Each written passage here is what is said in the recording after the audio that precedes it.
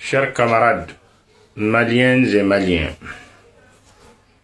ici c'est la localité de Loloni, située à 51 km de Sikasso, à la frontière avec la Côte d'Ivoire.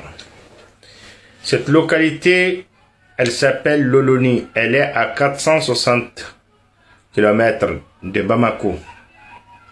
Cette localité est depuis 2 jours ou même 3 occupée par les djihadistes du JNIM. Ça c'est juste une petite portion du village de Loloni. Et le village de Loloni est devenu un QG du JNIM dans la région de Sikasso. Ils ont brûlé avant-hier et hier toute la ville après avoir vidé toutes les stations et les camions citernes qui sont dans le village de Loul. Et les populations qui sont dans cette zone jusqu'à Sikasso ont fui, elles sont parties vers la Côte d'Ivoire. Il y a un afflux massif des populations du sud du Mali dans cette région vers la Côte d'Ivoire, surtout ceux du village de Loloni. Ils ont brûlé toute la ville et ils sont restés dedans pour occuper la zone, pour l'ériger comme si c'est leur emprise. J'ai écouté les sipots de la gente par rapport à cette insécurité qu'il faut condamner, bien sûr, que nous condamnons tous, parce que le terrorisme, c'est le problème du Mali. Au moment où la gente venait à prendre le pouvoir en 2020, ils ont bluffé tout le monde, ils ont appelé tout le monde à collaborer, y compris les mouvements armés de la coordination des mouvements de l'Azawad, y compris la MINISMA, y compris l'opération Barkhane, Takuba. Ils ont appelé tout le monde à collaborer avec eux. Mais depuis que Assimi a décidé de forcer les choses et de se mettre lui-même, malgré les conseils, malgré les engagements qu'il a donnés à la CEDEAO et à l'Union africaine ainsi qu'à la communauté internationale, ils ont décidé de se braquer contre la communauté internationale.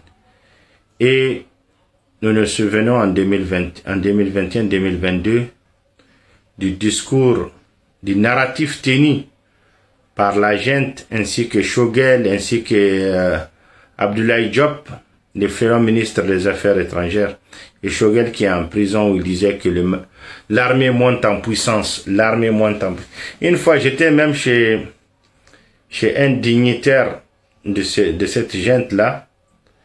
On était en train de dîner à Bamako, on était en train de regarder la télévision, et on regardait vraiment sur les réseaux sociaux ce qui se passe au Mali.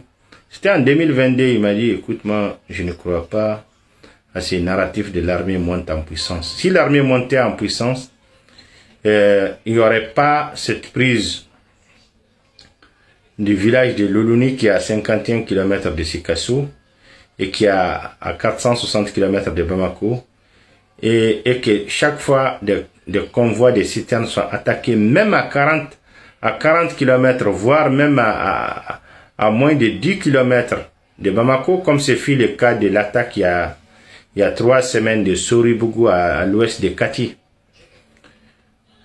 Si l'armée montait en puissance, il n'y aurait pas toutes ces attaques. On voit des camps d'entraînement à Sikasso et qui sont connus. On a vu même, j'ai vu même un gars qui nous contredisait il y a quelques jours, reconnaître qu'il y a des camps de formation sur Sikasso de JNIM. Les JNIM qui occupent le Loni, ça fait maintenant presque une semaine, on est en train de parler de ça. Tout le monde est en train de parler de ça. Et Farabougou aussi occupé par les JNIM depuis 2020, depuis décembre 2020, Farabougou, l'armée qui monte en puissance n'arrive pas à dégager les JNIM de Farabougou. Ça, c'est une réalité. Je vois certains dire que voilà, l'armée, les JNIM n'occupent aucune portion du territoire. Cela ne veut pas dire que les gens ils aiment les JNIM, mais c'est la réalité qu'on dit. Les JNIM occupent Farabougou, le JNIM occupe Loloni, le JNIM fait des contrôles réguliers dans les sorties et les entrées de Bamako. Le JNIM fait l'embargo sur la ville de Nioro du Sahel. Le JNIM refuse de laisser les gens sortir sortir et rentrer de la ville de Nioro du Sahel, qui est une grande région, qui est une grande ville, qui est frontalière avec la Mauritanie. Maintenant, on va essayer de dire que voilà, qu'on est en train de diaboliser, qu'il y a une communication qui est contre ceci, cela, qui est contre... Non. C'est la gente, ceux qui travaillaient pour la gente, ainsi que la gente qui ont dit que l'armée monte en puissance. Et la seule chose qu'on voit, les résultats qu'on voit de l'armée, c'est les frappes des drones sur les populations civiles innocentes dans le nord, comme c'est fait il y a quelques semaines sur la localité, à côté de la localité de Gossi, où un mariage a été visé là-bas, où 19 personnes ont été tuées, une personne a été blessée, un mariage a été ciblé. Il y a eu aussi des frappes sur une localité de Hanzakoma, sur une voiture. Il y a, dans la commune de Madjakoy, dans le cercle de Rarous, toujours dans le cercle de Rarous, Gossi fait partie du cercle de Rarous. Il y a eu, il y a 2 semaines, une frappe de drone sur la foire hebdomadaire de Haribomo, de FIFO. Et il y a eu les frappes du 24 octobre sur Rémi Malen. La frappe du 6 novembre sur Araten qui a tué 2 personnes. Celle du 13 qui a tué, décimé toute une famille de 7 personnes, dont des enfants et des femmes. Il y a eu la frappe d'hier dans le cercle de Gargando, la commune de Gargando à Agacharantriken, qui a ôté la vie à 6 femmes, dont 2 fillettes de 1 an. Et c'est ça le résultat de la gente. Quand on les dit, on dit voilà, ce sont des effets collatéraux, ou bien ce sont des terreaux qui ont été tués, ou bien les terreaux utilisent la population comme bouclier humain. On connaît toutes ces chansons. On connaît toutes ces chansons. Ou Assimi Goïta qui s'assoit, parler en Bambara, à Bougouni dire que voilà, on met la pression sur le sud pour ne plus frapper le nord. Je suis désolé, les populations qu'on frappe au nord, ce ne sont pas des terreaux, hein. Et ça fait longtemps que la gente n'a pas capturé des terreaux. Depuis que les Français sont partis, il n'y a pas eu de capture d'aucun terreau. Hein?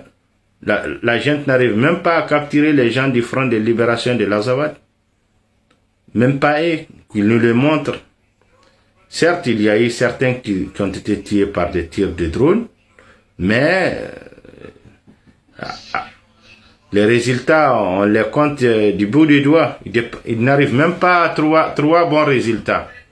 Il y a eu 2 résultats pour la gente, la mort de Hassan Fagaga et la mort de Fahd Agal Mahmoud et Sidi Agbay.